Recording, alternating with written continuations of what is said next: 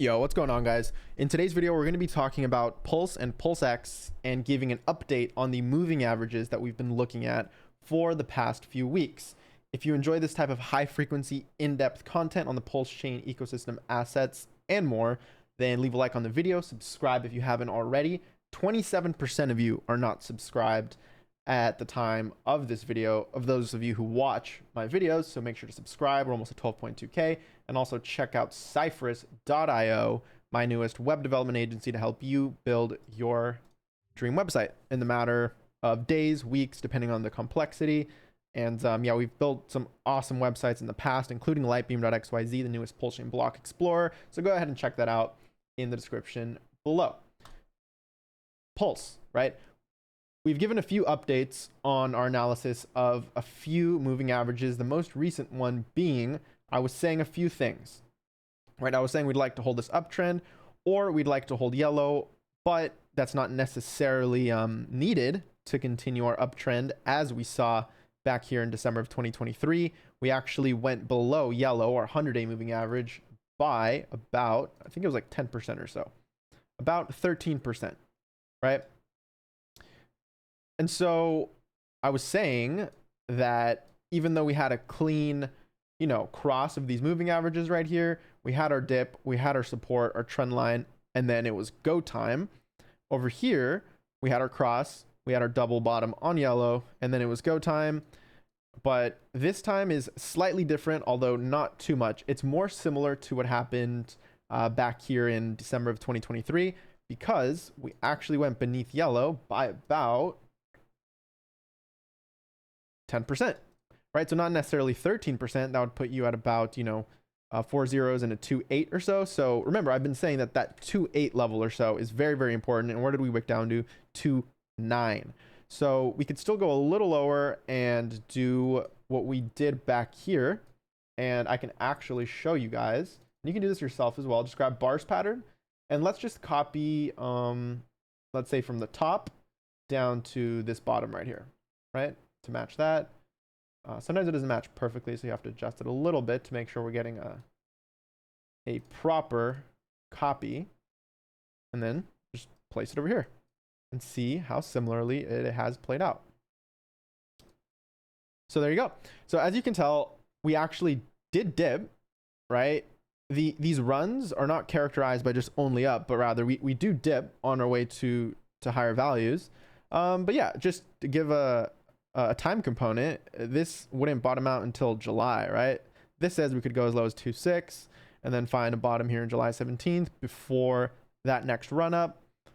If it's more similar to what happened over here, let's take a bars pattern and make this one, let's make this one like orange or something so we can see it a bit better, and put it over here. Obviously, we've dipped more than this one, but that would put the time component at around mid-June or so before it finds bottom, and then before running higher potentially. Again, this is all speculation. So we've gone about 9% beneath yellow. Back over here, we went about 13% beneath yellow. Had a double bottom, ran back up, came back down. So again, I wouldn't be surprised if we had a sort of thing like that, all right? Our little arc, something like that. So that's another potential situation where from these threes, we bounce up, and we're already bouncing a little bit already. We're up like 6% on the day or so. We'd come back up to the high threes, come back down to the low threes, and then it would be go time around, this is just, I just drew it around mid-June, but again, anytime from June or July seems to be the consensus if you look at these past historical patterns. And Pulse USD is not the only, it's not the only chart to look at, right? There's also Pulse Ethereum, which I find is very important.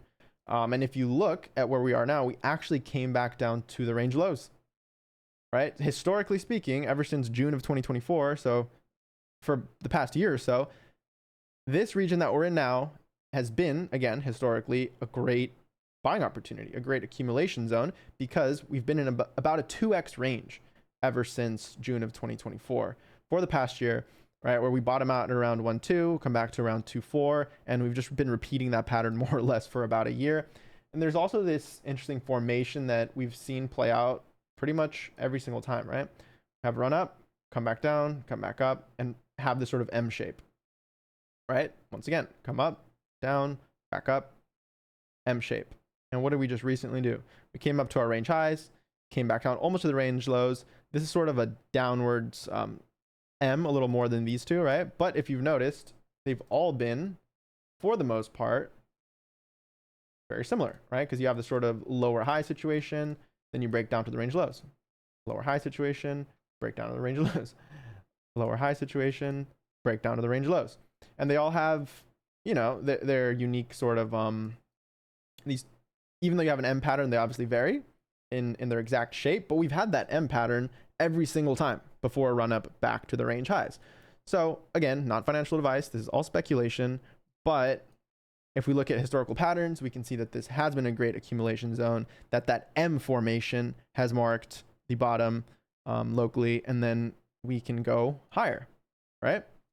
So hopefully we hold, right? Hopefully we hold around here versus Ethereum. This is a 3-day chart, by the way, and we continue to go higher. If you look at the daily time frame, you can also see where we've bottomed out on the RSI, right? Over here, bottom was around 42 or so.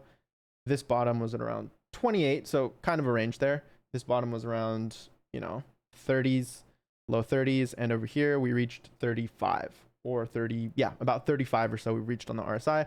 So a lot of confluence and indicators that this could be a time to go higher, right? So that's Pulse, and if we do run, well then it would be about a 2x, roughly, a little less, right? About a 1.8x or so.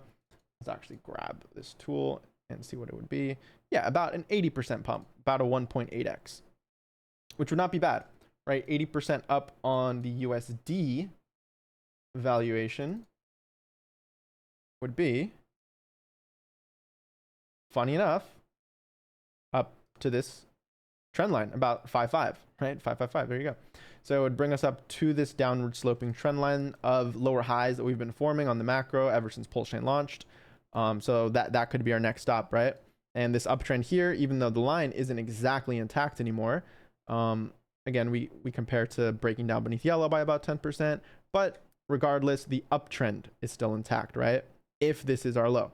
If we protect this 2.5 region or so, we wick down to 2.9. If we can protect that 2.8 to 2.9 region, that'd be really bullish. I think it'd be a good accumulation zone to then potentially go higher, maybe see a 2x, right? Up to about this 5.5 level, or maybe up to the 6s. So yeah, the Pulse ETH chart is actually at its range lows, right? Pulse isn't necessarily, it's forming higher lows, but this one is at its range lows. So that's Pulse for you. We can look at PulseX now, and it's pretty much the exact same story with some slight differences. So let's look at, you know, our 150 day and our 50 or something like that. And a similar situation, right? You can see that when we had our cross of our 50 day going above our 150 day, there was still a dip, right? There was still a dip needing to be had of about 33%. Over here, we had our cross near our top, and we dipped about 30%, a little less. If you take from the high, then it is closer to 33%. If you take this one from the high, then it's about 50%. So where have we dipped from this local high? How much have we dipped? We've dipped about 40% or so. So as I was saying earlier, these runs, right? These really nice historic runs are not characterized by only up. There are dips along the way. And if we compare again, 50% and 35%, we're right in the middle. We're right at our 40% dip, and we're actually approaching this trend line. We're at around 233 or so. And again, even if we went there, we would still maintain a higher low relative to this 2.0 level. So it's really closer right now, the price, to the lower bound, obviously, than the higher bounds. But if we did go down to around, you know, the 2s, we could go back up to the 4s. That would be a nice 2x before reaching this potential resistance. So, you know, it's anyone's guess, right? Whether it's as clean as this time around, where we crossed and then we just, you know, it was go time. Over here was a little bit different. December 2023, we crossed, but if you notice, the green curve curved back down a little bit, not quite reaching blue, but then it was go time, right? So that would be like, if we were similar to over here, oop, get our magnet tool off. If the cross was more similar to over here, well then our moving average would just continue to go higher. And if it's more similar to over here, then we might see a curve, right? Back down, maybe reaching blue, and then we'd go higher, which kind of aligns with our previous analysis that June or July, we could see lows and then run higher. It's anyone's guess, really. And similarly to PLS, we can look at the PLSX to ETH ratio, and that is also at its not necessarily range lows, because PulseX is more bullish than Pulse relative to ETH. So it's not at its range lows, right? That would be about 50% down from here, right? Similar to PLS. But on PLSX, it's actually at the lows of this parallel channel uptrend, right? So again, this range is much bigger than what we saw on Pulse, where we have a 2x range on Pulse. This parallel channel uptrend, more or less, you could say we've been range bound since December of 2023 to about this, or even sooner, really, ever since Pulse Chain launched, right?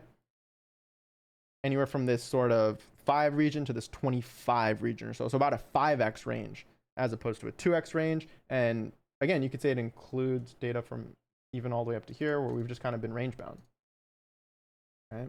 Again, more bullish than Pulse. Up, down, up, down, up. Took a little longer. Could we be going back to the lows, or are we going to respect this uptrend that we've held since June of 2024 and go to the range highs? It's anyone's guess, but this is definitely a slightly more bullish chart than PLS ETH. And if we did go to the range highs, that would be about a 2x from here versus Ethereum. And if we went to the range lows, it would be about, 50% dip or so. So about a 2x to the upside or 2x to the downside. That's why we're in this pivotal moment, this make or break time, as I titled the last video, because it's pretty much, this is an important level. This is an important level on PLSX versus Ethereum. We're reaching important levels versus PLSX USD, Pulse USD, Pulse Ethereum. All of them seem to be at a critical level that we obviously want to protect if we can start, so we can start going to higher valuations, and then we can start talking about these previous resistance levels that have been haunting us for so long. So that's sort of my quick analysis on Pulse and PulseX, their USD ratios, their ETH ratios. And yeah, guys, again, some people say this time is different, but it looks really, really similar. So over here, right, dip down beneath yellow, and we had this sort of accumulation zone. So could this time be different, right? Who knows? But again, if we're to go to the upside, there's a lot of upside potential. Obviously, crypto is very volatile, so there's always downside potential. But I mean, yeah, Pulse is at its range lows versus ETH. It's at a critical level versus certain moving averages. PulseX, similarly, it's at a key level versus Ethereum, as well as moving averages. So let's see what happens, right? I'm a bull. I like to be a bull. Everything is much more grand when everyone's making money together. So that's pretty much the video. I don't want to drag it on too long. It's already about 15 minutes or so. So appreciate you guys watching. Again, 27% of you are not subscribed, so please consider smashing that subscribe button. The like button helps get seen by more people if we want to bring this ecosystem to more eyes and more ears. And also check out Cypress.io, link in the description below. Check out the sale. And we're actually starting a referral system here soon, to where even if you don't want a site, if you can get someone else, right, close a client or just get a lead, right, a lead that we end up closing for a new site, well, then you can get commission from there. We're still playing around with the percentages, right? But I'm thinking anywhere from like 10, maybe 20% would be a very generous commission rate, right? So if someone pays $1,000 for, a simple portfolio page, then you would get, if it's 20%, you get $200 from there. So yeah, we're going to test out something a little bit different, get some traction, build out some more cool sites. Link in the description below for that. Appreciate you watching, and I'll catch you in the next video. Peace.